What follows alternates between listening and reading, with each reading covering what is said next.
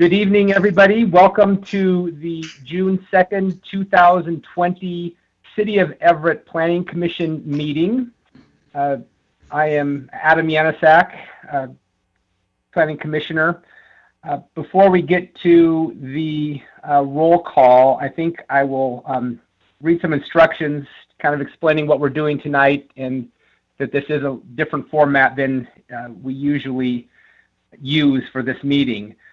The situation that we're currently dealing with is constantly changing, and as part of the Governor's Safe Start Proclamation, the Planning Commission this evening is conducting our meeting remotely. Unfortunately, we are not able to allow members of the community to gather in person or attend the meeting in person. We do want to protect you and your families and recognize the need for social distancing. We do encourage you to provide comments or concerns on any matter via email, and the email address is planning@everettwa.gov. You may also watch our meetings on Comcast Channel 21 or Frontier Channel 29 or online at www.everettwa.gov/Everett Channel Stream. You may also listen in telephonically if you do not have digital access. The access number to call is 1-425-616-3920, and the conference ID is 189-267-20#. The public is allowed to participate via the same call-in number and conference ID.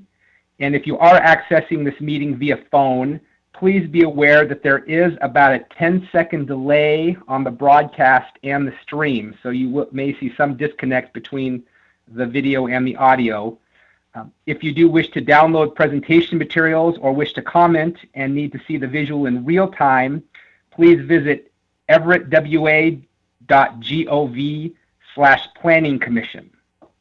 At this time, I would like to remind anyone participating to please mute your microphone or your telephone by pressing *6 until you would be called upon.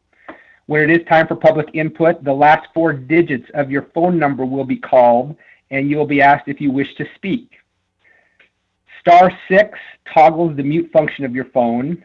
Please make sure when you do speak that you state your name and address as introduction. And we'll do that as well for commissioners and staff. Before you start speaking, please just use your name so that the record is clear about who's speaking. Once you are done finished, we ask that you please mute yourself again. And we do hope that we won't have any problems or disruptions or interruptions or difficulties with background noise. If that does become an issue, we do have an option to silence people or to remove them from the meeting, but we will try to give everybody a warning and opportunity to find the mute button before that happens. We do thank you for your patience and understanding. We know that these are challenging times and certainly appreciate your willingness to be transparent and to continue to reach out to our community and keep everyone informed as we navigate through this unusual time.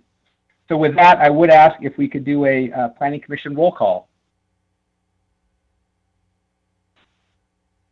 All right. Can everybody hear me? We can hear you. Chair Yanasak. Present. Commissioner Lavra. Present. Commissioner Tisdale.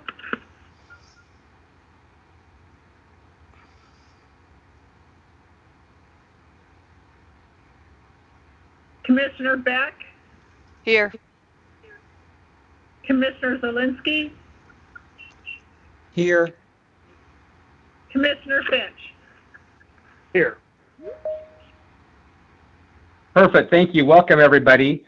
I hope everybody did get a chance to review the minutes from our last meeting that occurred on May 19th. Does anybody have any comments or suggestions for changes or additions? Any commissioners? No comments. Do we have a motion to approve? Move to This is adopt the Commissioner minute. Lavra. Okay. Was that, so I'll second that.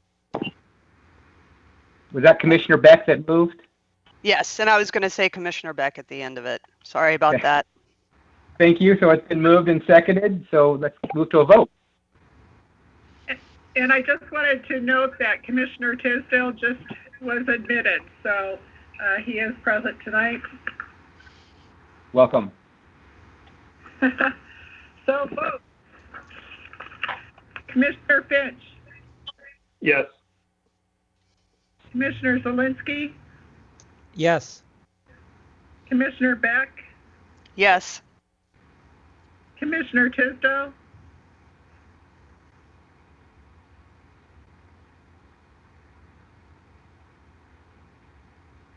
Commissioner Lavra, Yes.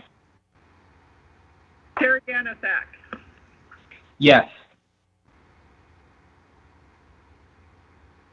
So the minutes are approved. We will at this time go around and ask if there are any commissioners who have any reports or comments. Kathy, you could maybe go through each of the names again, and if at that time you do have a comment, please speak up. Commissioner Finch, No comment, no report. Thank you. Commissioner Zielinski, No report from me.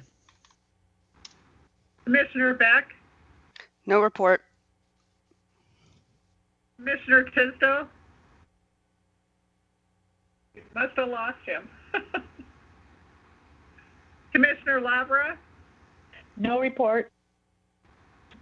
Chair Yanasak. No report.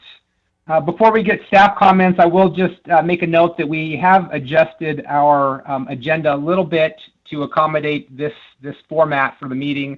At the beginning of the meeting, we do usually offer the public an opportunity to address the commissioners on any matter that is not on the agenda.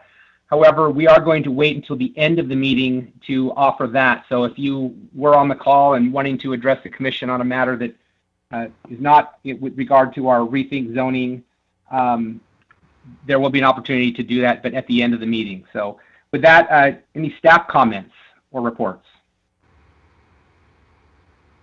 Good evening, Allan, Giffen, Planning Director.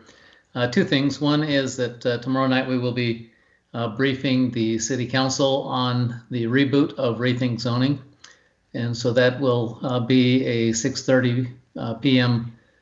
Start time on that meeting. The second item is that in 2 weeks we will be meeting also to talk about a couple of comprehensive plan amendment docket applications, and I'll ask David for other things that are on the agenda for the 16th. Okay, thank you, Allan.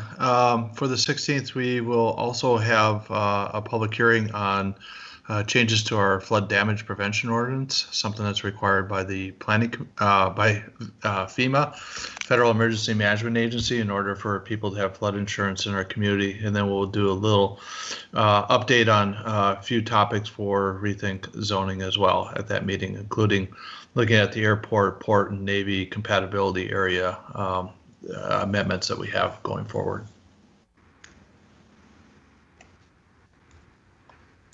Is that everything from staff then at this time? Yes, that's it for now. Okay, then with that, we will move on to agenda item number 1, continuing the discussion about the Rethink zoning. I believe that's David.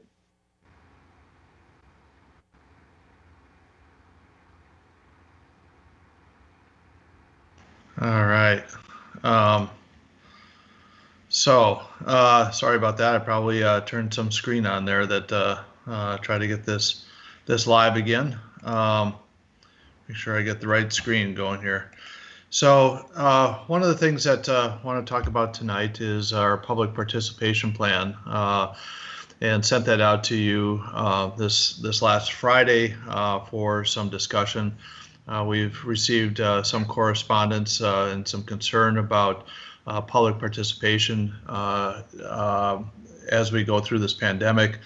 And so what we thought we would do is update our public participation plan, and everyone has received a copy of that. It's been posted to our website, and I know that Commissioner Finch provided some comments, and I shared that with the planning commissioners as well.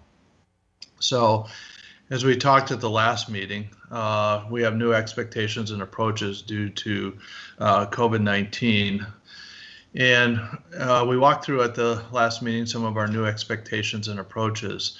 And those include kind of two things. First off is our expectations and approaches is to simplify land use regulations. That's always been part of our overriding objective for Rethink zoning. And the things that we've been focusing in on is design standards being consolidated. This is for our commercial, industrial areas. Our height standards, which are now in 10 different chapters of the zoning code, being consolidated. Residential standards, which are scattered across many different chapters, being consolidated into one chapter. Our public review procedures, which we'll talk about later tonight, being consolidated as well. And then finally, our multifamily commercial and industrial zones being reduced. The numbers of those zones being reduced because there's really very little distinction between those zones. But as we do all this, one of the expectations that we have in our approach to this is continue to maintain the high standards of planning that we've established in Everett over many years here. And one of the things that we're looking at is to have no changes to single family zones. And that's one of the new expectations due to the COVID-19 things, because that's where the public tends to get more engaged. It's also part of the public that is not able to participate as actively in planning matters because they have full-time jobs doing other things or dealing with family issues, and so they don't have times to look at some of this like perhaps some of our commercial or business community can. So our approach is not to change any of the single-family zones, including the housing types or heights, and so none of that is incorporated. We had been talking about that in Rethink zoning, but we've backed away from all that, and that could be something that is brought back in future years, perhaps in the 2024 Growth Management Plan update process. And again, so when we look at design requirements and landscape and sign requirements, we're looking at the same or improved. Actually, and for landscape and sign, we're not changing any standards in there at all. Some changes in the landscape chapter just because we have new zones, and so we have to make references to new zones. But when we look at design requirements, we're looking at the same or improved standards here. And there are no changes in shorelines and critical areas of protection of our valuable shoreline areas and our critical areas. So maintaining those high standards. And so as we go through this, that's our expectations and approaches that staff is bringing to the public and the Planning Commission and City Council. So I wanted to share with you quickly the schedule for this year that we're looking at. As you know, at the last meeting on May 19th, we rebooted this process after about a month and a half delay due to the pandemic. Our goal is to complete the drafts. We've been working, staff has been working this whole time, albeit remotely, but we've been working this whole time, and we have the drafts of the code that have been written, and we've put a lot of work into that, and our intention is to wrap up the briefings with the Planning Commission City Council over the next 2 months for this, and then present a complete draft to the Planning Commission on July 21st. At that point, that will still be not the final draft that we present for public hearing, because on July 21st, we're still very much open to the input from the planning commissioners or the public to basically influence what goes into that public hearing draft. But we would want to turn around pretty quick after July 21st to get that out, because it's always our goal is to have documents like this out well in advance of a public hearing, so that the public can see the documents, they can see the summaries, the environmental review, and they can go through those documents, and so they can come to that hearing or send testimony in for the hearing on August 18th, being well informed as part of that.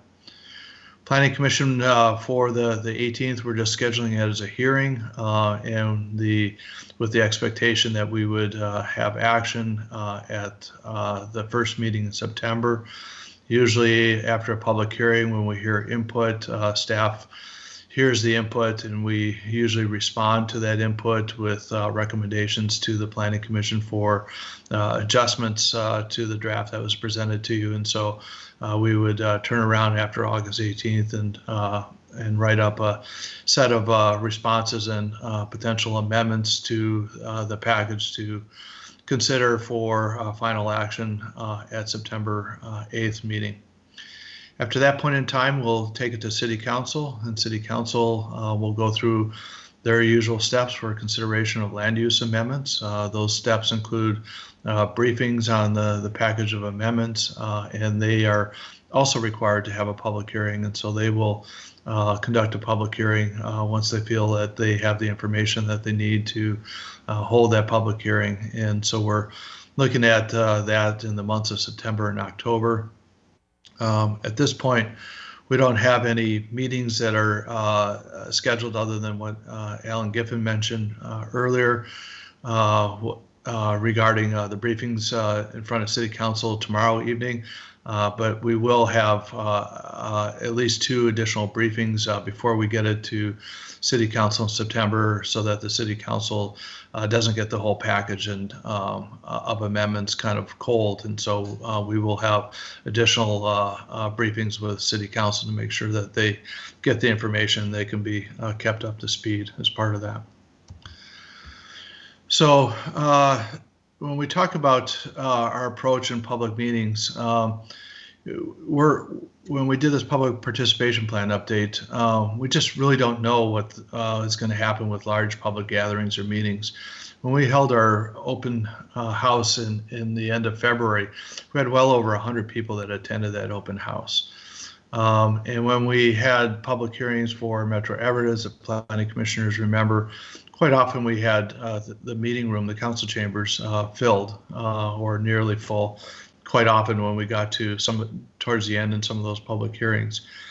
And so we anticipate through the fall, and we don't know this, but we're just going to go under the assumption right now that public meetings might have some limits. What we know until there's a vaccine is that there's still age groups that are vulnerable, and there may be limitations on how many people can attend a meeting. So we are looking at ways to continue doing the business of the city, but trying to have alternative ways to inform, engage as we go through that process.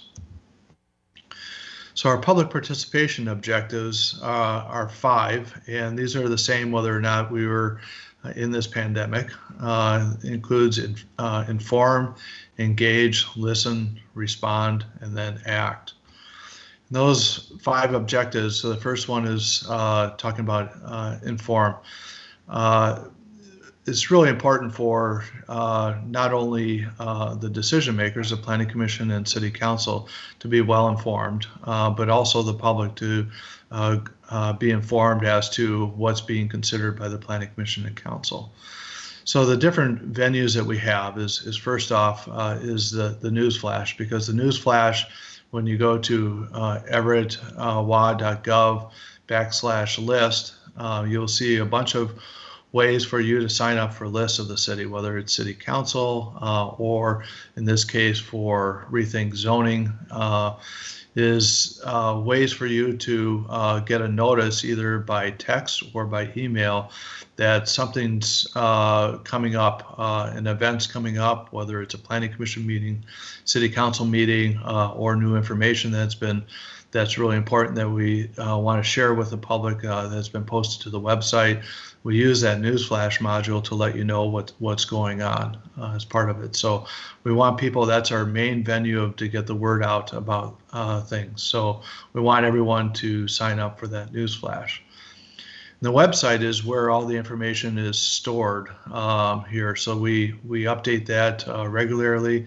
everettwad.gov/rethink is the website. We've added several features since our last meeting as part of that, and so we want people to go there and find the information and send their comments as part of that. We're looking at public and neighborhood forums. So again, our traditional, our planning commission and city council meetings. Our planning commission is our citizen advisory body. City council is our elected officials that have to make the final decision on any ordinances of the city. We are really open to having any neighborhood meetings, and neighborhood meetings, of course, right now are going to have to be electronic. I'm going to be at the Riverside meeting next week on June 9th. They're having a Zoom meeting, and so I'll be attending via Zoom to the Riverside meeting and updating them if other neighborhoods are having electronic meetings or if they want to have special meetings. Just send a request to planning@everettwa.gov, and we'd be glad to join in that electronic forum as part of that. We are looking at trying to do a virtual open house or public forums online. And so we're looking at somewhere at the end of the month, and the 2 days that look good on calendars tentatively, and this is tentative still, is Monday, June 29th and Tuesday, June 30th.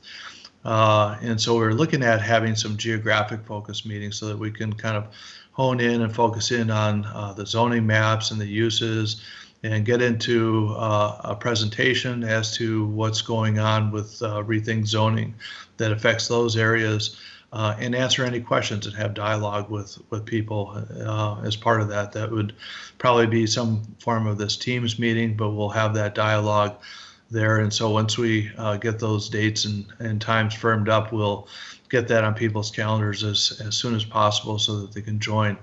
We're also looking at being able to stream that in other venues so that we might be able to stream it live through Facebook, and we'll record the meeting and we'll put it up to the city's YouTube channel. So those that can't attend that live event, they can actually watch the meeting afterwards and find out what was presented and what was discussed as part of that meeting.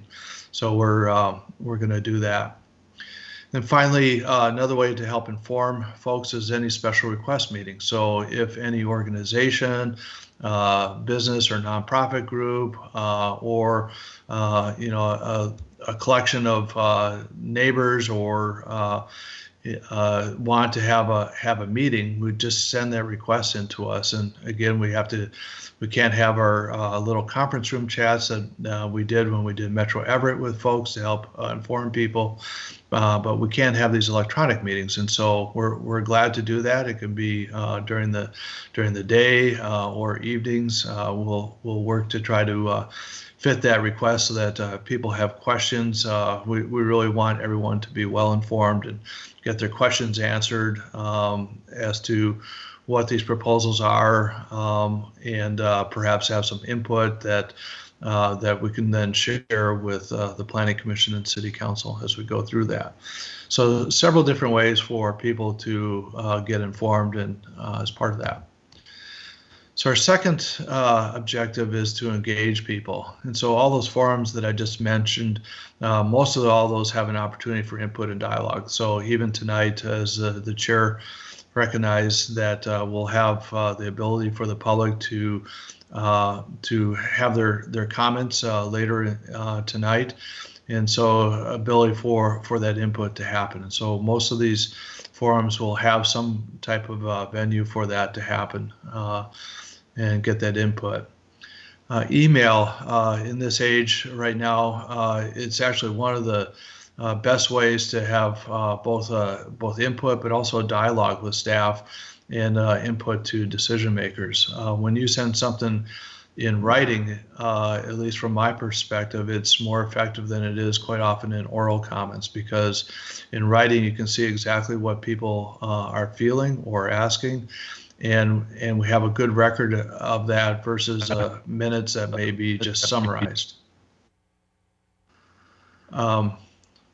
Finally, For input, we have a comment tracker that we've put into the Rethink website in the Get Involved tab. We haven't had that before, but every person that has submitted input to the city for this process, we'll get that up there so that other people in the public can see that, and also the decision makers can see all that input. Finally, the old traditional methods of telephone. I could call our main line, which will have a lovely voice at the end, being Kathy, to answer that and direct that phone call. 425-257-8731. For those of you that still want to send it the old-fashioned way by mail, our mailing address is Suite 8A at 2930 Wetmore Avenue in Everett, 98201. Finally, the last three objectives are listen, respond, and then act. So when we have input from the public, and the dialogue is the act of listening. And so for us to make sure that we understand what the input is, we're active listeners, and that we respond. And so the response sometimes is respond directly to the comments. Quite often when we get a lot of input, we try to summarize the comments that have come in. And then the best response quite often is that we amend proposals. When we went through Metro Everett, we had a large series of amendments that we went through. And that was all based on the public input that we got. And so that's the best way for us to listen and then respond and as part of those amendment packages. And then finally is to take action. The Planning Commission takes action, but their action is a recommendation to City Council, and the City Council takes action after they have a public hearing. So with that, I'd be glad to answer any questions or any input. Thank you, David. I think it's great that these are things that the city's thinking about, and you and the Planning Commission, lots of very opportunities in this challenging time to be creative with communication with public stakeholders.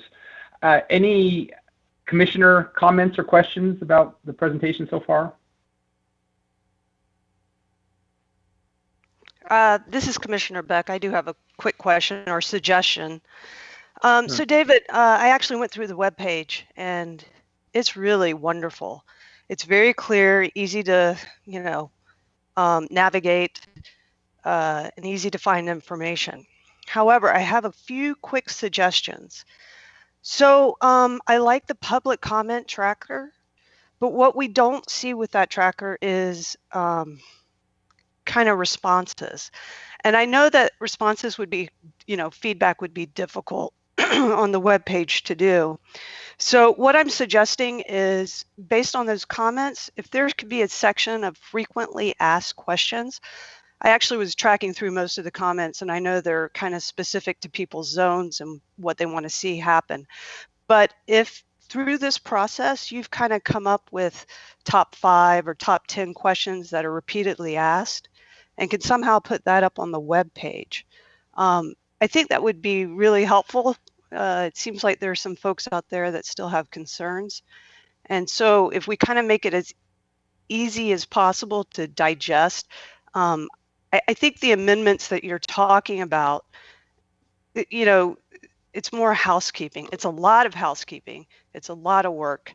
But I think that because it's so much, that it's intimidating to some folks, and that if we can kind of cut to the chase and get some of those top questions right on the web page, it might be easier for folks to kind of understand what is actually being proposed. I know there's the summary pages, but to a lay person, maybe these questions would be helpful in some way. Yeah, very good. That was one of the recommendations that we had with the draft that I circulated internally with some of our communications staff as well, was to do a frequently asked questions, and didn't feel that we had enough quite built yet to build that, but in the public participation plan, we identified that as something that we probably would do, and so be glad to add that as part of it. So very good suggestion. Thank you. Any other commissioners with questions or comments?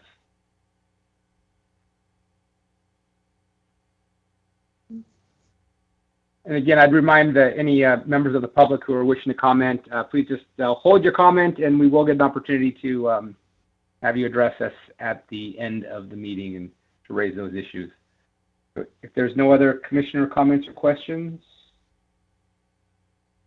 okay, I think the next was going to turn this over to Kathryn. Okay. I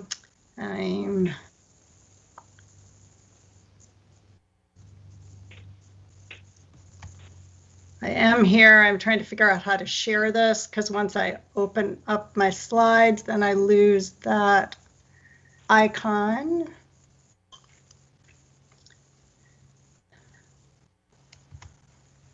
We can see your opening page.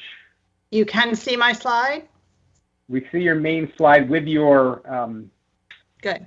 Okay. list of slides aside. Okay, I'm going to switch to slideshow then. Okay, can you see? Yeah, I believe Yes, we're all set. So for our Rethink zoning effort, my contribution is Chapter 28, which is a compilation really of work that the Everett Historical Commission helped staff with towards the end of last year before we are working remotely. They did not actually approve this draft per se, and there have been certainly formatting changes, but the general concept they were briefed and did agree to. So in terms of our effort for code consolidation, essentially there are two sections of the city code right now that relate to work of the Everett Historical Commission. The part that exists now in our zoning code is what we're talking about tonight, and it is formally, it's titled today, right now, before these changes, the Historic Overlay Zone. What is proposed with the Rethink zoning approach is to generalize this section of the code and entitle it Historic Resources. And in doing that, we have reviewed Chapter 2.96 of the code. And this is the title that establishes commissions like the Planning Commission, as well as the Parks Board, the Historical Commission. And in Chapter 2.96, there is quite a fair amount of content that relates to criteria used by the Historical Commission when performing duties such as adding properties to the Everett Register of Historic Places. Then there's definitions pertinent to those duties, reviewing changes to the Historic Register properties, and then in our existing code 2.96.080, there's a section talking about reviewing and monitoring of properties for special property tax valuation. So that content is unusual for Title II.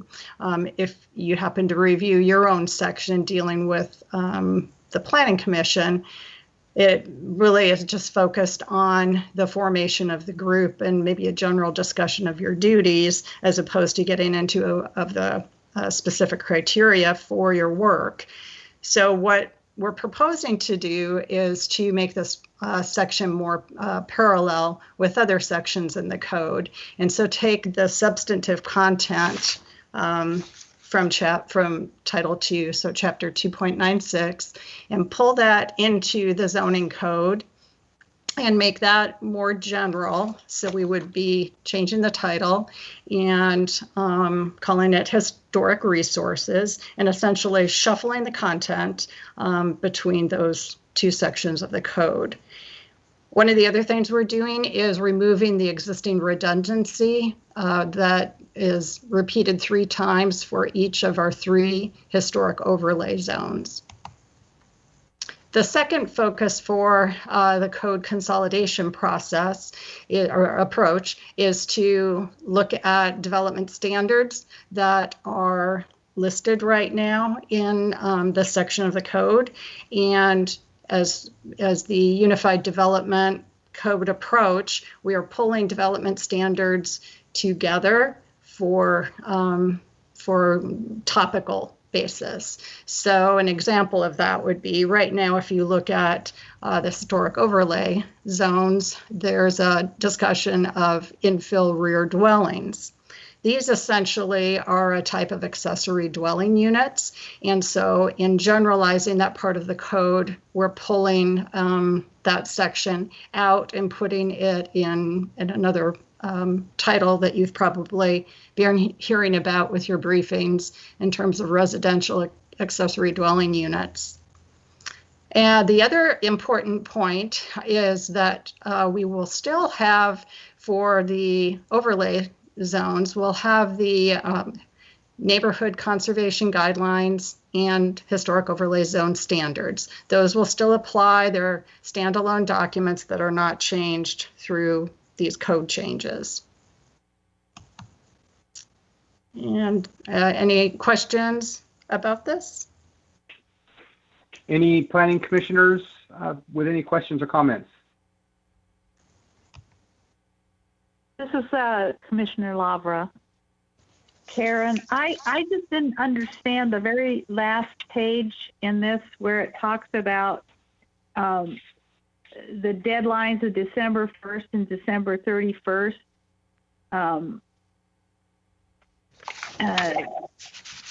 I guess that's H and K at that. Okay, so you're talking about the content in the draft document? Yes, yes. It's on page 9 and it's 150.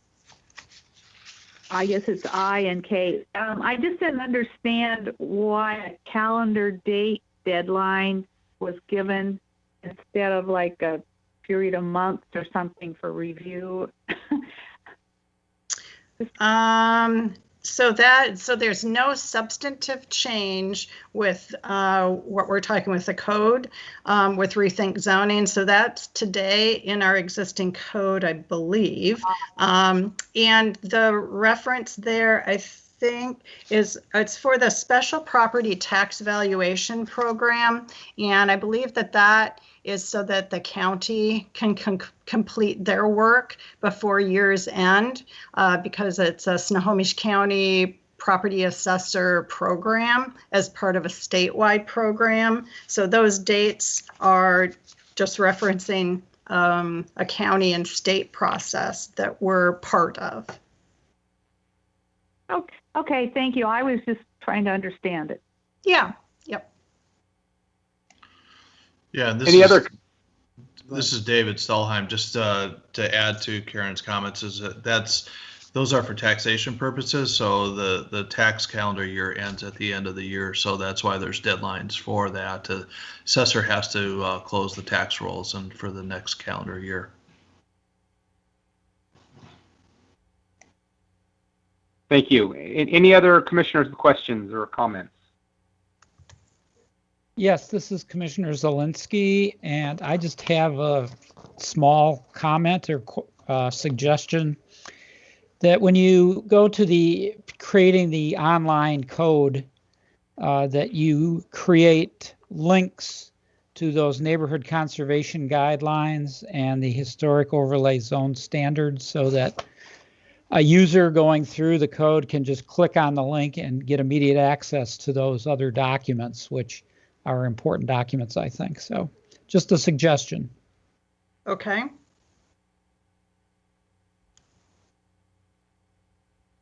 And Karen, this is Commissioner Yanasak. I guess I understand that there really are no substantive changes. This is really just rearranging and sections and consolidating. I guess the question I have is the Historical Commission aware that these changes, even though I think relatively minor, are happening? Has there been any input from them or at least notice to them about this? Yes. So I was trying to describe that at the beginning, that this is a work effort that involved the Everett Historical Commission. They met 3 times to discuss this at their meetings before February. So they're generally familiar with it, although this particular document has been reformatted by staff since they last saw it. Okay, great, thank you. Any other commissioners' comments or questions? All right, thank you, Karen. I think the next question, we are moving over to Dave Tyler.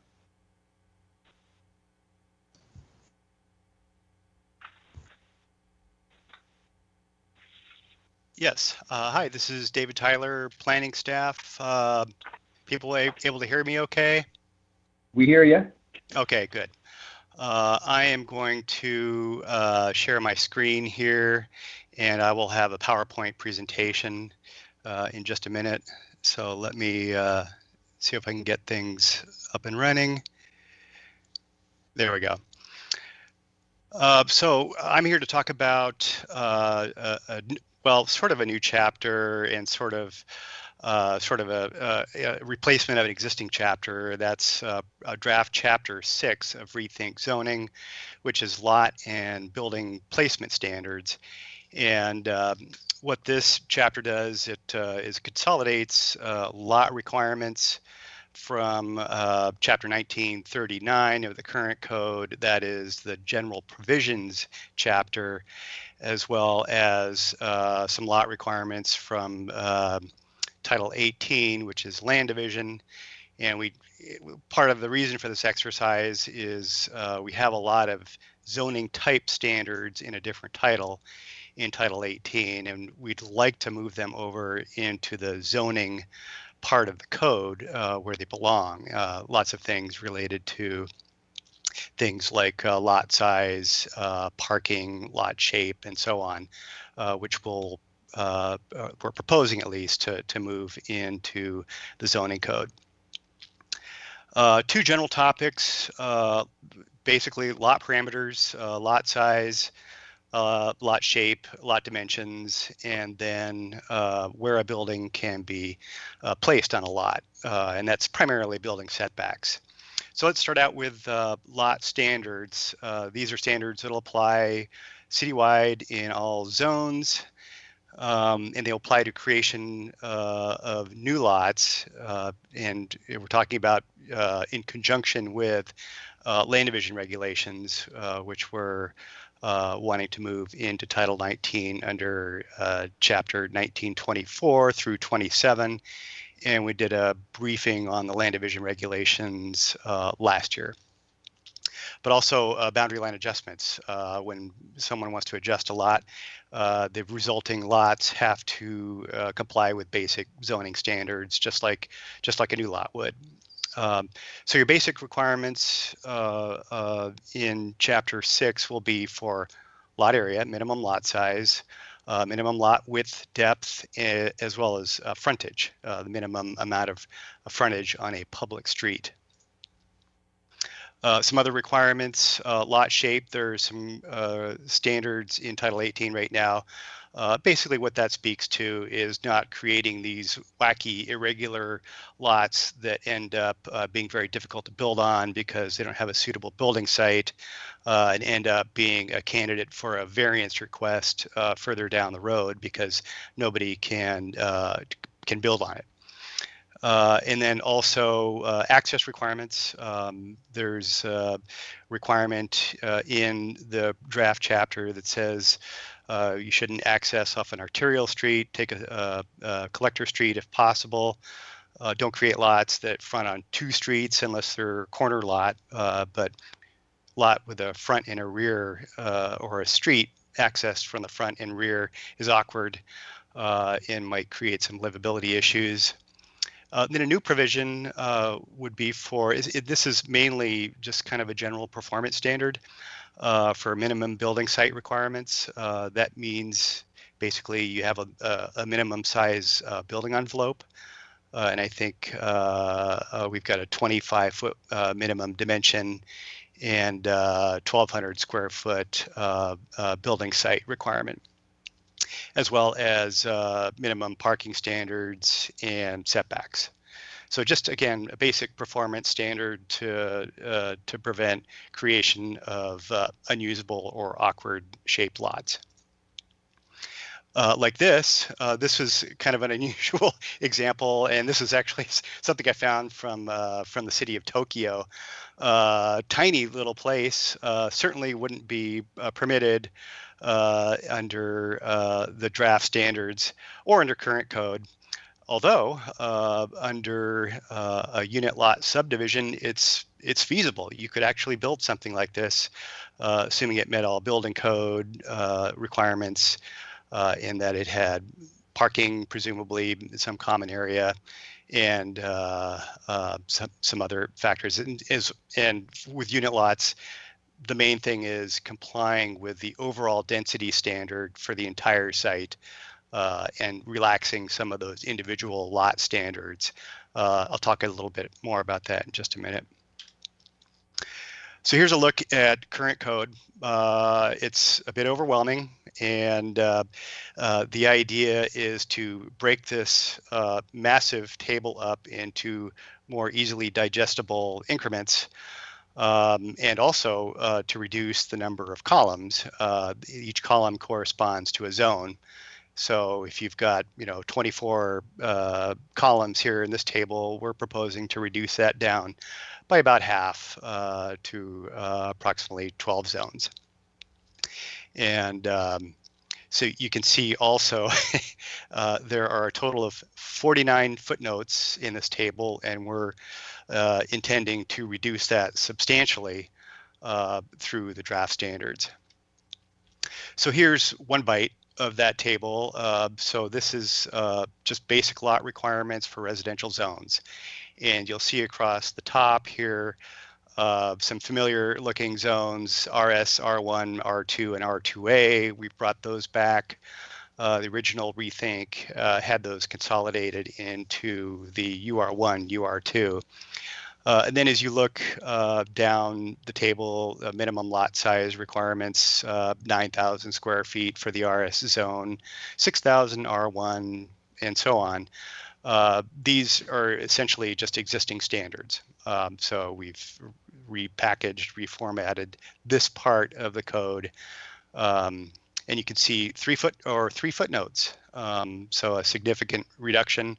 Some of the other development standards, which are embodied in those previous footnotes, have been moved to other parts of the code, so they're not being stricken necessarily, but we want to make these tables a lot easier to use and navigate, so reducing the number of footnotes is a great place to start. And this is the same standards, but for commercial and industrial zones. And they're primarily the same as current code. I did highlight the LI1, or excuse me, the LI2 zone, because that's a little different. LI2 represents a combination of 2 existing zones, the MM office park, as well as M1 office and industrial park. Those are really manufacturing zones.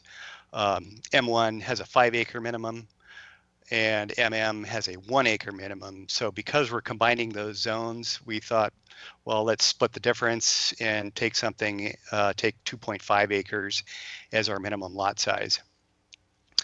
Minimum width and depth for that zone is generally consistent with the M1 zoning requirements.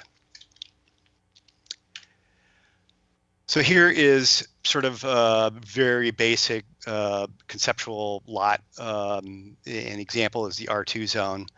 The standard is for alley access lots, 4,500 square feet with 50 feet of lot width. And if there is no alley, in other words, in the rear, there's just another common property line, the minimum lot size goes up to 5,000 square feet. And that's, again, today's standard, which we're proposing to carry over under Rethink zoning. There is an exception if you have an alley lot and you're proposing to subdivide using lot size averaging, you can reduce the minimum down to 3,000 square feet. If you've got a 4,500 basic requirement, you go down to 3,000, but the other lot, if you're doing a 2-lot short plat, would have to be 6,000 in order to meet the 9,000 total for 2 lots.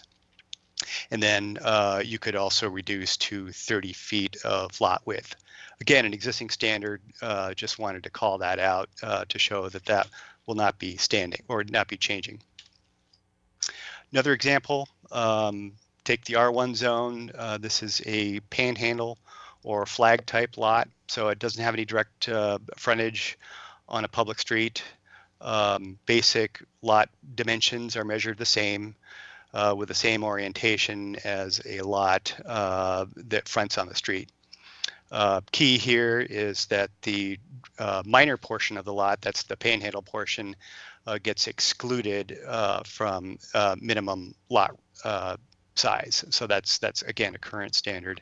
There are other items that get that do not count. Typically, you know, any tracks that are dedicated don't get to count, and or easement dedications sometimes don't get to count. Partial frontage dedications can be counted. So, for example, if short plat is required to dedicate, 5 or 10 feet along a street frontage, then it can use that dedicated area as credit towards meeting minimum lot size. Kind of a new and consolidated section would be 1906-080, and that addresses exceptions. And exceptions for minimum lot size, width, depth, frontage, and lot coverage. This again would apply only for lots that are created through land division, because we're not going to need to be implementing this section of the code if you're not creating lots. But also it takes many existing standards, again in Title 18 as well as Title 19, and consolidates them. So an example, as I mentioned previously, would be unit lot land divisions, where essentially if you want to deviate from the standards, you can, as long as the overall site complies with basic density standards. So the previous code allowed this in multifamily chapters, or excuse me, in multifamily zones. We're proposing an amendment or an amendment that would allow for unit lot short plats. So in other words, divisions of land of 9 lots or less. So you could deviate from lot standards in these smaller developments, unit lot short plats, and as long as you adhere to perimeter setback standards for the parent lot.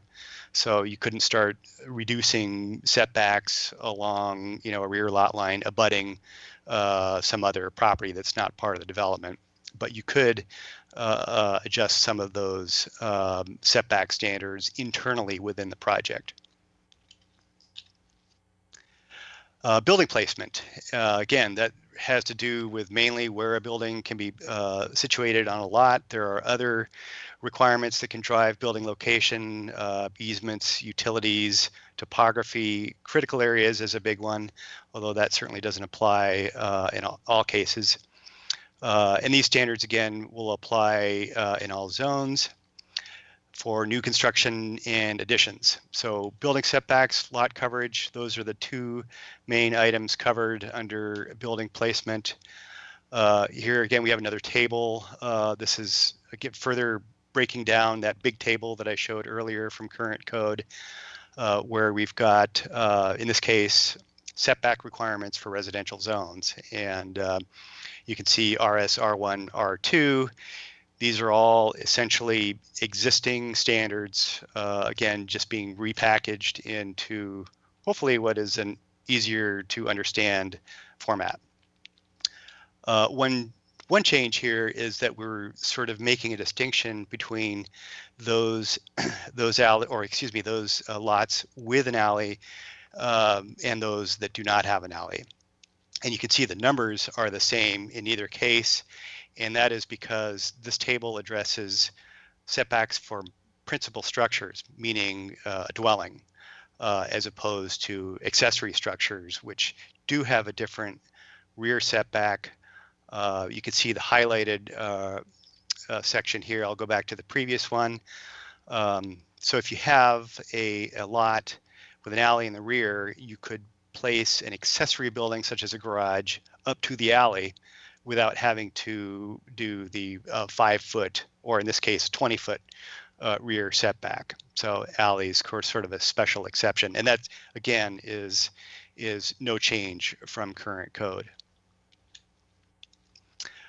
Setbacks for commercial industrial zones, not much here that's different. What we did try to do was call out the distinction through footnotes of properties that are abutting residential zones where additional setbacks will apply. And so you can see the footnotes 1 and 2 for the LI1, LI2, and heavy industrial zones, as well as the business and mixed use zones. Just sort of very simple illustrated example. This would be, a single family, maybe an R1, R2 zone, typical lot layout. 20-foot front setback, 5-foot sides, 20-foot rear. That's again for the principal dwelling, but a garage can be up to the alley. And so this is an example of something that would be permitted. Here's a new provision. This is essentially an average front setback for residential zones, where if you've got an older established neighborhood where maybe some of the houses that are in existence do not comply with the setback standard, they can take essentially the average standard of the 2 nearest and adjacent residences. If it's a corner lot, then the provision would be to take the nearest adjacent on the side. But in this case, it's an interior lot, so you got 2. And in this case, the one on the left is set back 15 feet from the street. The one on the right is set back 20 feet. And so that permits an average setback of 17.6 for this vacant lot. And we think this standard will help with providing additional flexibility, as well as compatibility with the adjoining neighboring properties and older neighborhoods. This provision, I think, is currently allowed in the historic overlay zones, but we're proposing to extend it citywide in single-family zones. That's it for now. I am open to questions and discussion. Thank you, Dave. Any commissioners, questions, comments? This is Michael Finch. Go ahead. So, David, on the setback averaging, is there a contemplated minimum setback that if we have 2 properties that are on either side of the lot to be developed, if they were very close to the right of way, is there a minimum that we could hold off that the lot that's being developed? Yeah, at this point, I don't believe there is sort of a bare minimum. So if you do have some that are built up closer to the street under at least the draft, under the draft standards, they would be able to match that setback. If the adjacent residences were built without permit, we probably would not acknowledge that. If they're non-conforming, meaning they were built prior to the zoning code taking effect, we would honor that. But at this point, there is no sort of stopgap or minimum standard. Okay. So, maybe you could consider a simple stopgap of something like 10 feet and explicitly note that structures that were built without permits, since there has been zoning, would not be a consideration in the calculation or something like that. Mm-hmm. Sure. And then also, in general, I mean, I think that the consolidation, as you proposed, makes sense. It definitely increases the usability of the code. Have you received any comments from kind of home builders and industry professionals on the modest changes and the reorganization of this particular chapter? I am not aware of any detailed comments coming in from the development community with regard to the proposed standards. Again, they are sort of existing standards with some adjustments, such as the setback average provision, some additional, modification provisions. So I wouldn't anticipate a lot of pushback, but we haven't seen any comments of support either. So anyway, to answer your question, I've not seen anything. Maybe Allan or David has seen something.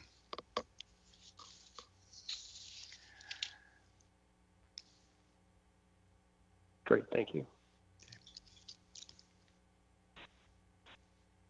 Any other commissioners' comments or questions? This is Commissioner Zielinski, and David, I have a question on your illustration of the detached garage up against the alley. My question is, if the garage is attached to the house, does it then have to meet the 20-foot setback?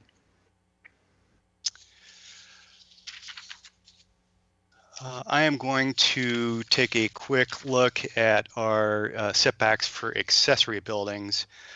And that would be for a rear yard. So there's no minimum rear setback when abutting an alley. If there is no alley, then it's 5 feet. And for accessory dwelling units, which I did not call out in this presentation, for non-alley lots, 20-foot rear setback is required, provided that a detached ADU may have a 5-foot rear setback if the building does not exceed 18 feet in height. So I believe that it also applies to attached garages or other accessory buildings that are not ADUs, is that as long as they comply with that 18 feet of height, that they could be within the rear setback. Okay, thank you. Any other commissioner questions or comments?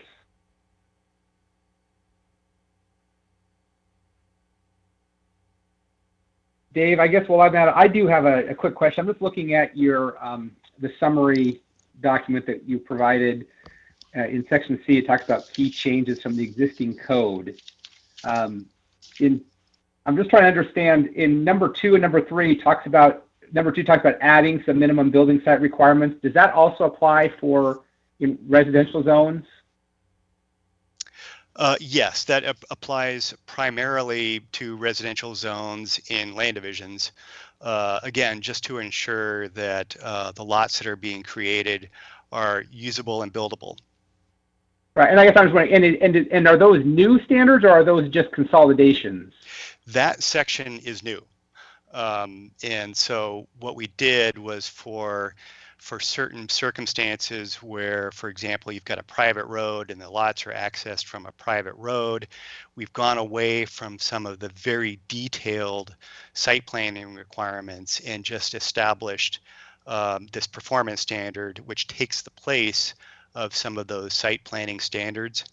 So we think that having this this filter will essentially prevent the creation of lots that are not usable or of such a weird shape that the building site, again, might be subject to a future variance or something.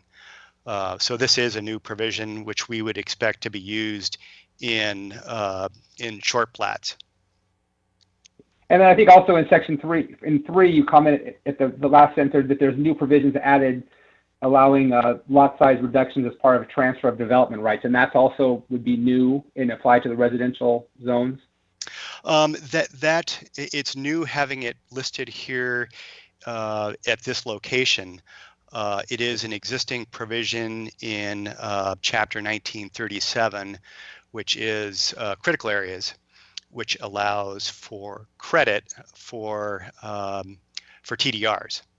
So it allows that section, and it's a difficult location for it because it kind of gets hidden, and that's why we're putting it more front and center in this chapter. So it's an existing standard which we're referencing in this chapter. Okay, so that's not a new language, it's just a moving things around then. And I guess the reason I'm asking, I was wondering, because I know one thing we're talking about here is that, we're talking about moving forward with rethink zoning, but putting the conversations about residential zones, to the side for now. But it does sound like then there are a few things here and there that are kind of, implicating it. And don't have much comment on the substance of those, but I guess what just caught me is that, I guess with the discussion saying that we're not going to be addressing residential zones, I guess maybe there needs to be a caveat that there are going to be some things that necessarily still are going to implicate that potentially. Well, as we get back to current zones, which are RS, R1, R2, we're really not proposing any changes to the basic minimums. The one change that we talked about a little bit was for land divisions, where you could do unit lot subdivisions or short plats in some of these single family zones. So you might end up with smaller lots, but in the end, you still have to comply with the density requirements for the zone. So we don't anticipate that, from a density standpoint or compatibility standpoint, there would be any impacts from that. It would be more from a process and development alternative standpoint that there would be changes. Got it. Thank you. Any other comments or commissioner questions before we move on back to David?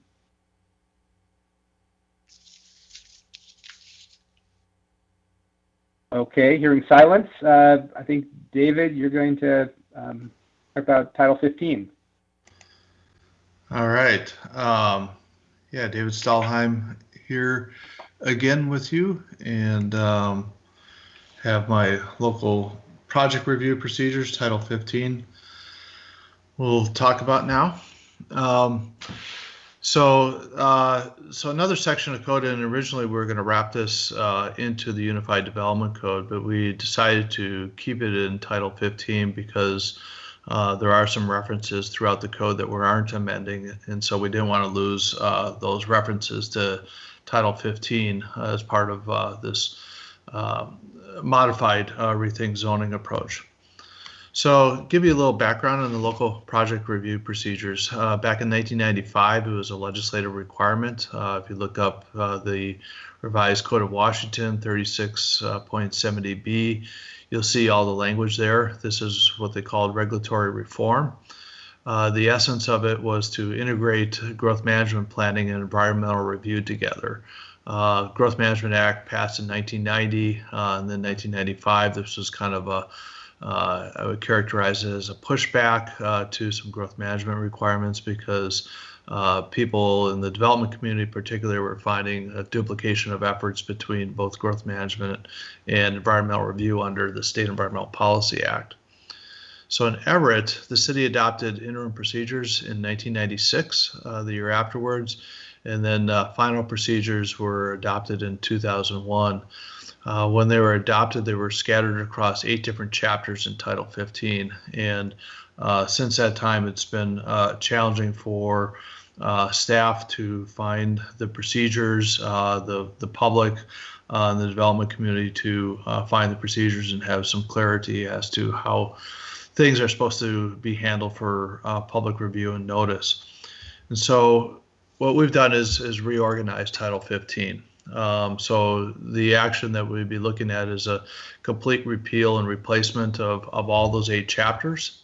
And so everything would be gone and replaced, and it would be organized into 3 chapters. And so in our review, the basic 3 steps of the process in any kind of land use process is, what are the application requirements? The public and the development community needs to know, what do I need to do to submit an application and for you to consider it complete? It's one of the essence of the environmental review process, and a complete application is to know what you have to turn in to have a complete application. So once you have the complete application, then what are the procedures to review that? And so the second chapter is about those procedures for reviewing and commenting on land use applications. Then finally, the third chapter is, what are the criteria for those land use decisions? And again, these are criteria right now that are scattered across many different chapters and different titles, actually, that we're reorganizing into this basic framework for a revised Title 15.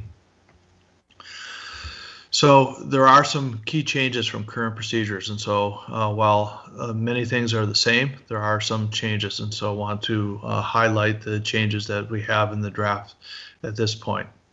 So first off is that state law allows more decisions to be administrative. Administrative meaning decisions that are made by staff rather than either through a public hearing process or notice. And the reason for some of these administrative changes is that it creates more predictability for applicants. The more touch points in a process, the more arbitrary decisions can be at times, and applicants quite often need to have consistent decision making. The second thing about making more decisions administrative is to address workload issues with staff reductions. Allan can tell you the number of people that were on staff when he first started with the department, and I think it's maybe 2 or 3 times the number of staff that we have now, with more than twice the population in Everett, and maybe 3 times the population in Everett now than it was 30 years ago. So things, the workload has been increased with fewer staff, and so trying to make sure that we have the ability to do good review and be predictable in our decision making as part of it. So the changes that we're looking at are consistent with state law, and so there's 3 different areas looking at some changes, and I'll detail those in just a second. First off is land division applications, the division of land. Second is shoreline permit applications, and third is historic permit applications.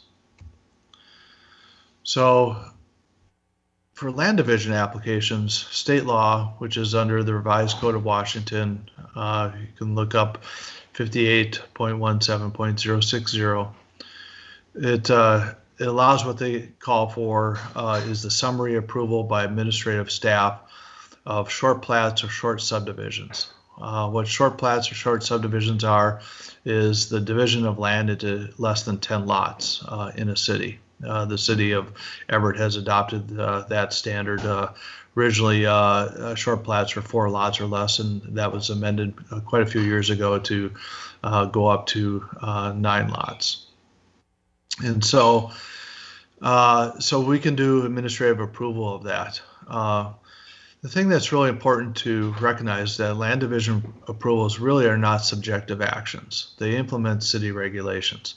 And so when we review applications, when staff reviews applications for division of land, they look at what are the standards in the codes, and the codes and all those ordinances are legislative actions for the public to weigh in on and elected officials to take action on. And those include what Dave just outlined a little bit earlier, and back in January where we briefed you on the standards in the land division chapters 24 through 27, which are on our project website at everettwa.gov/rethink. And they implement the city zoning standards in Title 19, including what Dave just walked through with lot size and dimensions in Chapter 6. At the next meeting, we'll also be talking about the streets and sidewalk standards, which will be in Chapter 33, and all the public works standards for streets, utilities, and stormwaters. And so those are the real basic framework of land division. So how big are the lots? What can they be? What are the dimensions for lot width and depth? What are the requirements for streets and sidewalks? What are the public works standards for streets, utilities, and stormwater? Those are the basic things that you look at for a land division approval. And again, they are not meant to be subjective action, but to implement city regulations. So in our draft, we would eliminate notice or posting of sites for these smaller divisions of land, so less than 10 lots. So no longer would it be required to provide notice and posting of sites for these applications.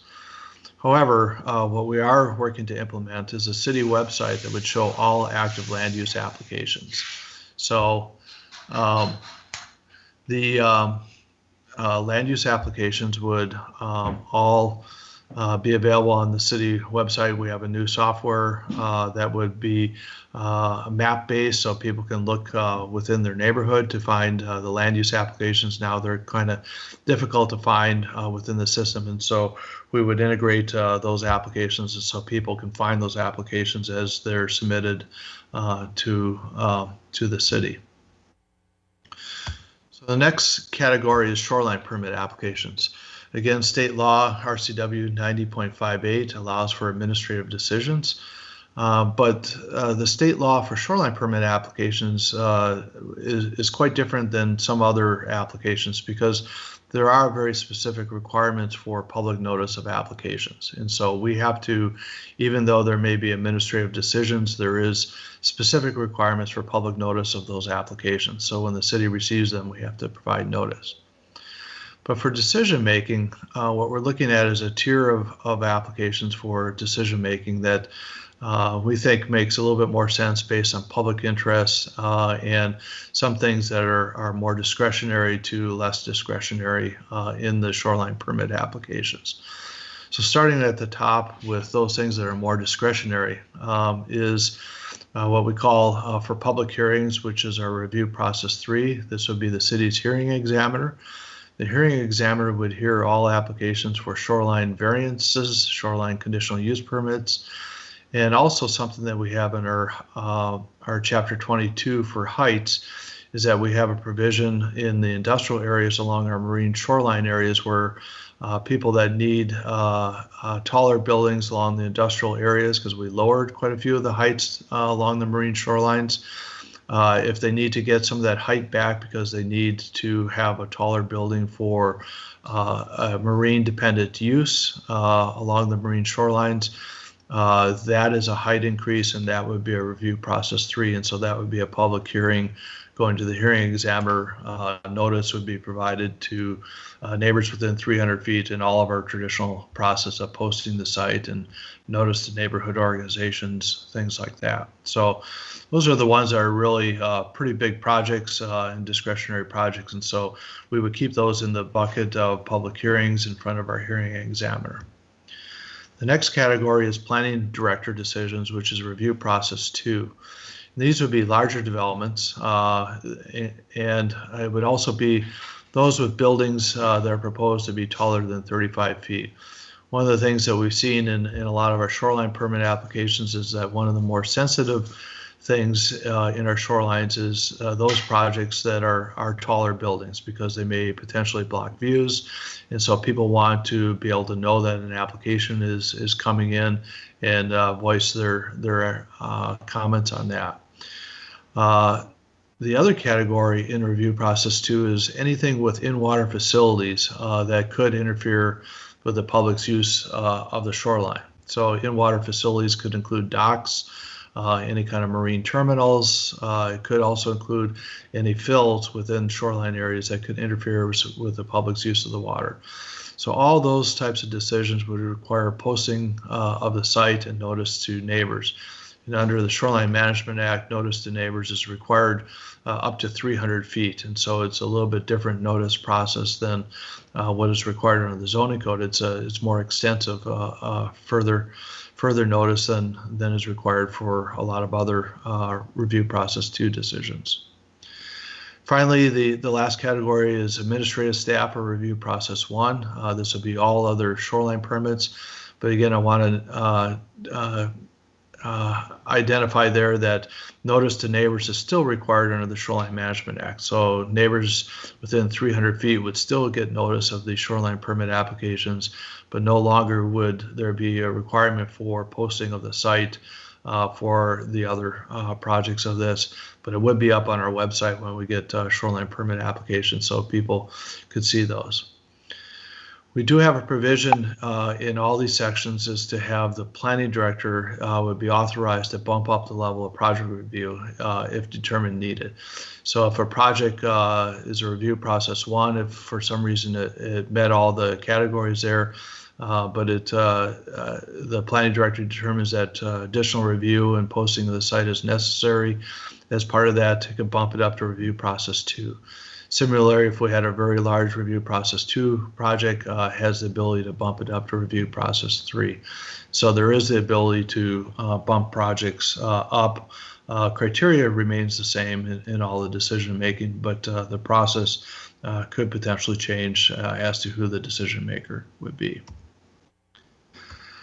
Finally, talk about the historic overlay permit applications. Karen talked about the zone, and there would be no changes, and I want to highlight that again, is that there's no changes to what is subject to review by the city's historical commission, nor anything to the standards within the historic overlay zones.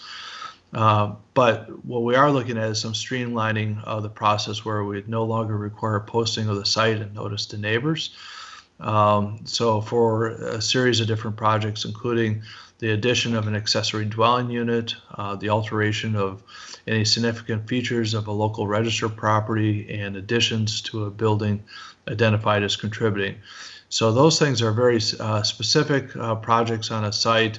They're being reviewed against design guidelines. So we feel those are pretty much a kind of administrative process with a technical review by the historical commission with their background and expertise.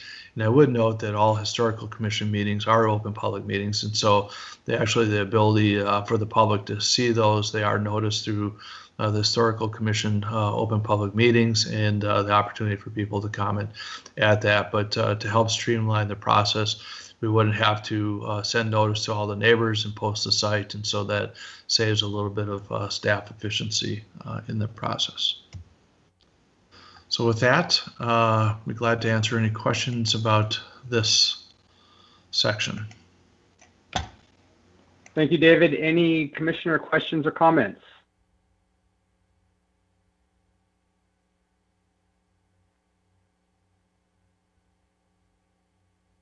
Anyone?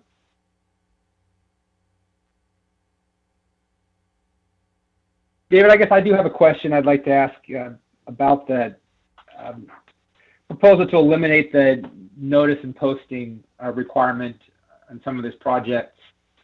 Is the thinking behind that just because it'll help save staff time and streamline the procedure? Or what is the, I understand the state law doesn't require it, it sounds like, but what's the upside to eliminating that requirement? Well, I think from quite a few years of experience that what we've seen is for the projects that we think that we have picked out here is that most often it isn't the input that is received. Well, first off, I guess is that quite often we don't receive input. And so the sending notice to people within 150 feet, for example, in the historic overlay for someone doing a modification to their chimney on a historic contributing structure, things like that, those are decisions that the neighbors are, get notice of things like that, and they go, why are we getting this? And so we've never, so we do that, and it takes staff time to do that. And quite often every points of contact that we have when we send out something like that, whether it's a phone call or an email to try to respond, to try to answer the questions and things like that, where it's not a material change and no one has concern, that continues to eat into the staff efficiencies for that. I think the second part that that we see is that quite often people, when they see things, is that they may comment on things that are really not part of the decision criteria. That they in a land division application that they don't want new buildings because they don't want them to block views. Well, that's not a decision criteria that we have in the codes, is to look at the placement of lots for view blockage, things like that. So we continue to kind of get into dialogue of things that we have no ability to condition or modify applications for. So that can both frustrate the public and consume a lot of additional time as part of that. So trying to find those things that are really more discretionary decisions, those things that are higher level of review and notice, and get it to that subset. If there is a posting and someone calls and they're asking a question or complaining or objecting based on some non-relevant criteria, or just because they're mad or something, does that always require an engagement with staff and some sort of process for a written response? Well, I mean, if we get a phone call, then yeah, I mean, there's time that's spent. If we get an email, I mean, it's just a standard practice that that we always have, is that we don't let people send in an email and without trying to answer their concern or stating something. So yeah, we compose something, and then if we compose something they don't like the fact that those standards are adopted and we can't do anything about it, perhaps that ends up in a contact to another official in the city, and then that official contacts staff and asks questions, and so and then we have to get back. And so every time things that are like that, I mean, it's a potential that there could be multiple contacts as part of that ends up not being able to affect any change. And so again, trying to find the category of those things that are projects that make sense for the public review, and getting those out to people. Yeah. Okay. Well, I mean, I definitely get that, and I can see why it can create a little bit extra work for really no real substantive benefit, I guess. And certainly, I can see providing notice to neighbors about a relatively minor situation. I mean, certainly trying to find some way to streamline that, I think sounds very good. I guess I do have some concerns about maybe some of the bigger projects you're talking about. Maybe a subdivision, even a 2 or 3 lots sometime going into an area that might have some impact. At the very least, I guess I have it.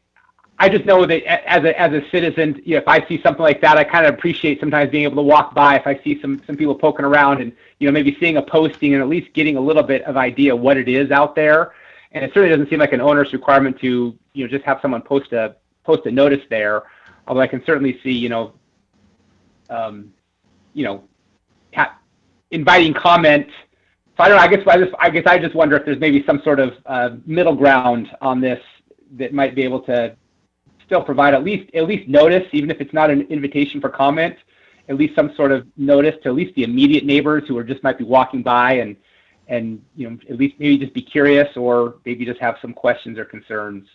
Again, even if they won't necessarily impact the final decision, I do think there can be some value sometimes in at least somebody getting some advance notice and being able to prepare for it, and rather than maybe feeling something sprung on them at the last minute.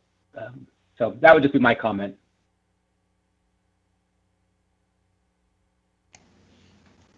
Anyone else?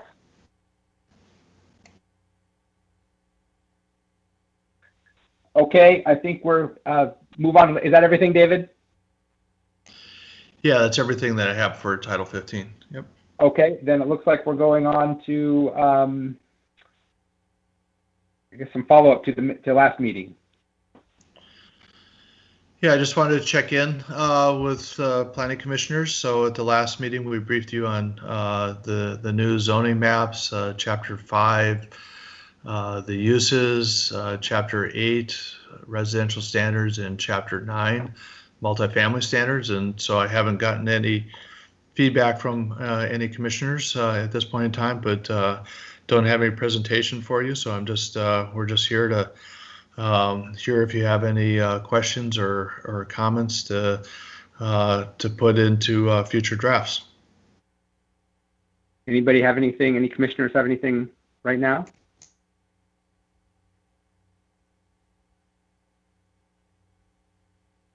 Doing twice. Okay, I think that wraps up our presentation phase. So appreciate everyone's patience.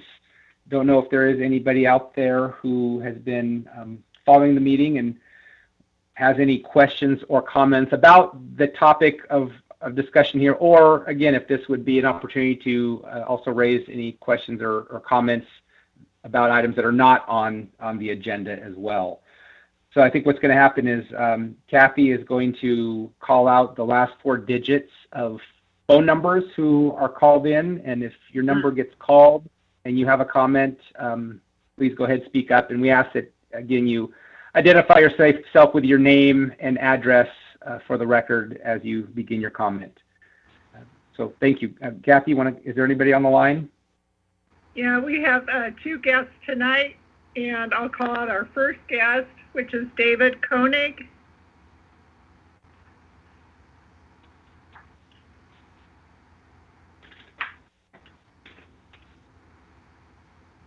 Mr. Koenig, would you like to address the Planning Commission tonight?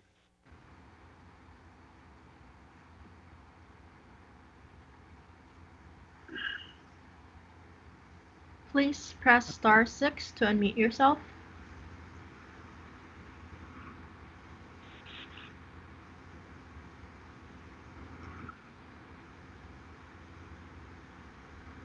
Sounds like maybe not, or we could come back to him if okay. It's a technical issue. Our next guest is 0007.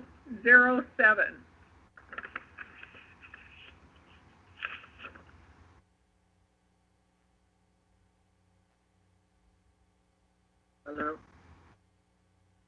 Hello. Go ahead. Is this a public comment? Right. Yes. Yes, it is. Go ahead, please. Kathy, have you? Okay. So my name is Ismail Muhammad, and I've been following the entire meeting today. Thank you so much, first of all, for the public engagement that you updated the presentations. So I was able to follow through on the phone and with the presentations. So thank you so much. I have few comments. I had attended some of the meetings during the Metro Everett time also, when the entire room was filled with public comments, and most of them were very concerned with the historical historical zoning and attached commercial or multi-unit zoning. So that was a major concern at that time. And when we are at this point combining the different part of the historic overlay areas and converting it to kind of combining into one place, there is a historical guidelines also, which was originally drafted by an external firm in 1992, and it was revised in 2001 and then 2008. Maybe this would be a good time to actually revisit those and update those, so that when we are doing the rethinking, and historical is a very deeply rooted concern in our community, as I had noticed. So I think respecting that, it would be good that those guidelines are updated and reviewed at least. And that was also the request of public comment at that time. So that would be my one suggestion, to recall those comments during the Metro Everett times. especially the Norton and Grand areas. So that would be my one suggestion as far as for the historic areas, historic resources.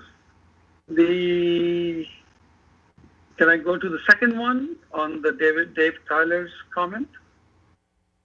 Or Sure, go ahead. Okay, so I'll continue with that. There was, in Dave Tyler's presentation, there was one area where there was a light industrial and commercial one was at 1 acre minimum lot size, and the other one was 5 acre. And it is suggested that we should take an average and convert it to 2.5 acre.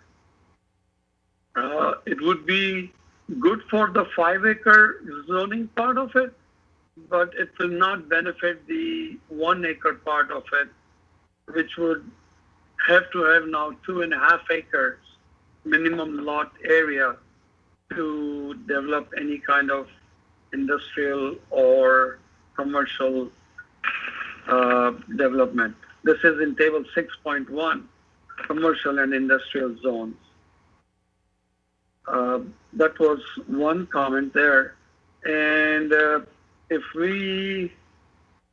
I wanted to find out in that same presentation, there is a table 6.2, minimum building setbacks. Are these the current ones or are these the revised ones, setbacks? In tables before, we had a current requirements, and then there is a suggested one. The table 6-2, minimum building setbacks, are these the current ones or are these the revised ones? And if it is no difference, then it don't matter. But I just wanted to know if these are the ones with the lesser footnotes, not 39, minimum building setbacks. So I wasn't clear on that. And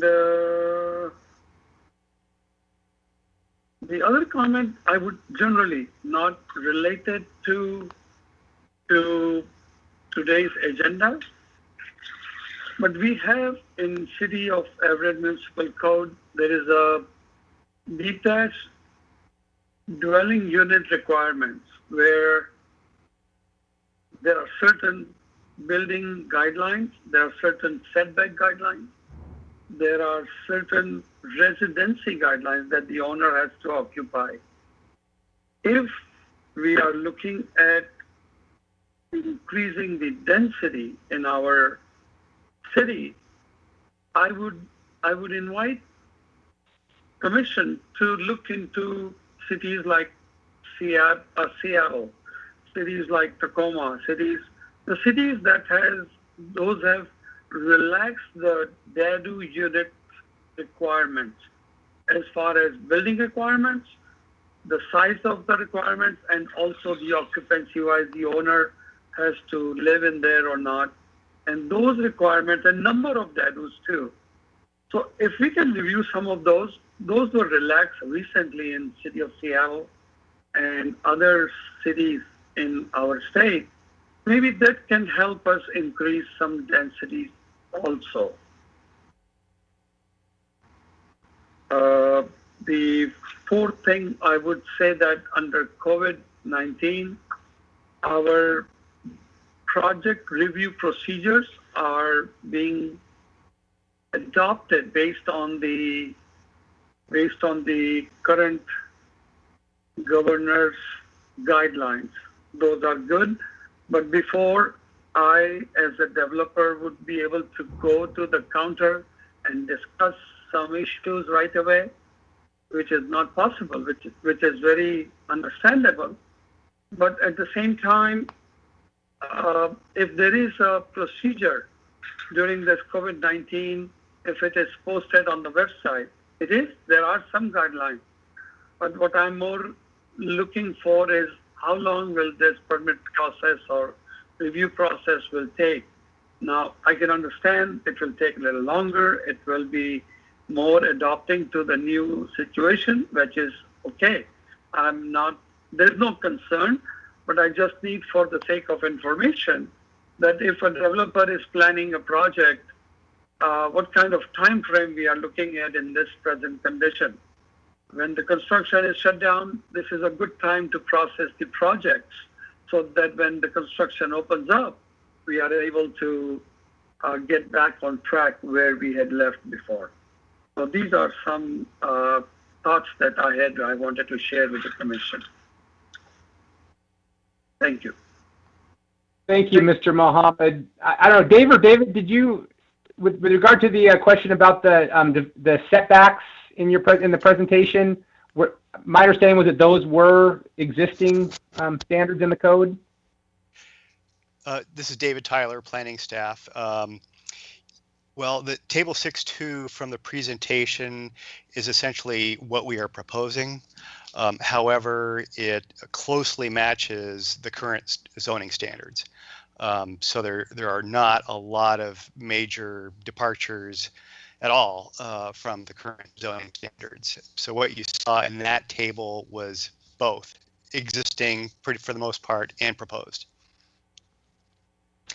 I'd also like to respond to the question about industrial zoning, the consolidation, and I believe the comment had to do with the LI2 zone with a 2.5 acre minimum. So yeah, no big deal for properties that are currently 5 acres or more in the M1 zone. There are some smaller lots in the MM zone down along Airport Way and along 75th Street Southwest, 80th Street Southwest in Southwest Everett that would be, less than 5 acres or excuse me, less than 2.5 acres. And so, in fact, many of those are already even less than an acre. So those are non-conforming anyway. But some of those lots would be made non-conforming, which we can address. It's not going to be an administrative problem to make those non-conforming. But there's also a provision, since the only way the minimum lot size standard would be realized is through a land division. It is possible for someone to divide a piece of property using a binding site plan process and create lots which are less than the minimum. There's a specific provision in 1906.080 allowing for exceptions. So I would refer to that. And that's it. Great. Thank you, Dave. Does that take care of our public comment? Was there anybody else? Mr. Koenig, was there a technical issue or? I'm now available. Yeah, I had some trouble with my phone unmuting it. Okay. Yeah, I have just a few comments. First, thanks to staff for their efforts. Some suggestions I have related to improvements to help the public to get at the information is that the City Council on their agendas have a link under each item for the information about that item.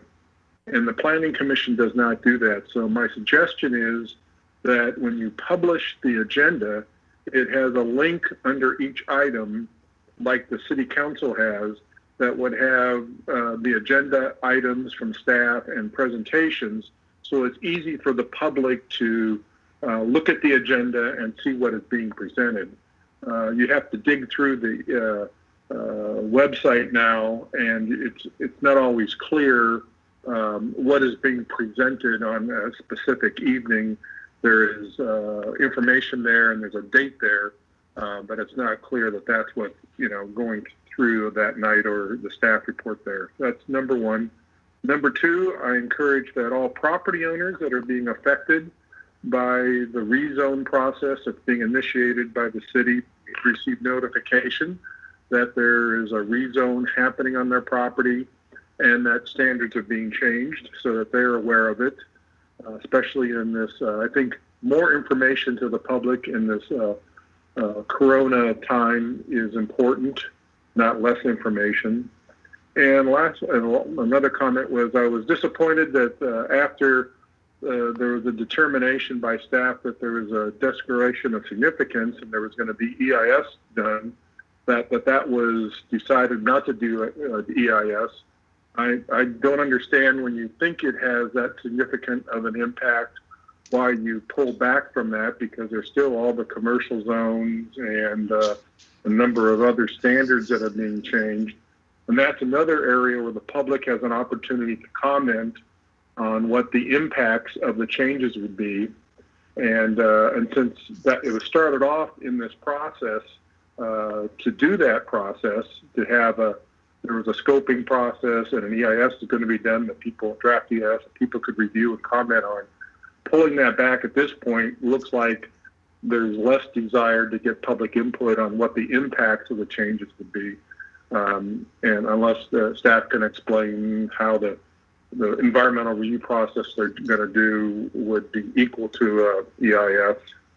And lastly, just after that was my comment before tonight, but tonight I'm concerned about the lack of the changes in the notice for people in terms of publishing and putting a notice up and such.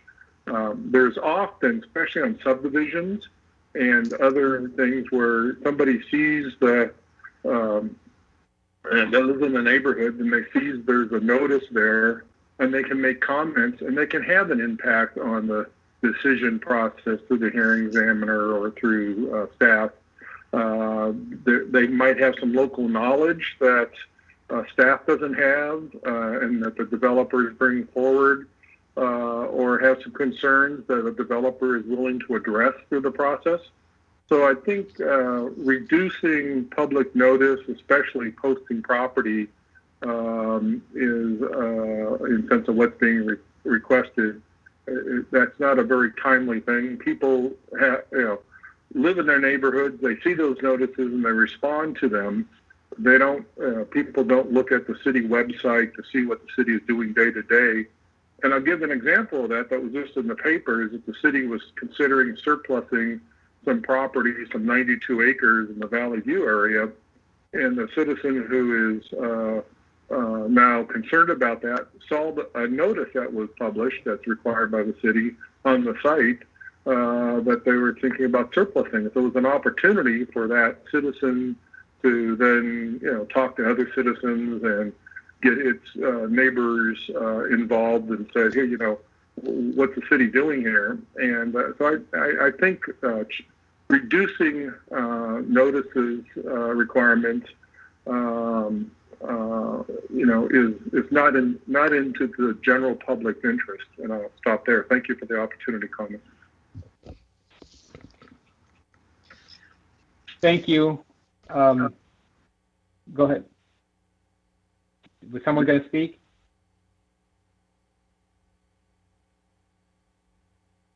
That's all we have signed up tonight as guests. Okay. Was there any additional business to take up? Any other comments from staff before we close and adjourn? Nothing from staff.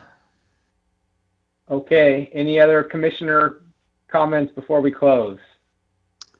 Yes, this is Commissioner Zielinski, and I would just like to thank the staff for the good materials that they've been producing to help us in these difficult times. Good job, staff. Thank you. Yes, I concur. Thank you, everybody. Thank you for patience and understanding as we work through these trying times, and I think we're getting this down a little better, and each time will improve. So with that, we will call this meeting adjourned. Thank you.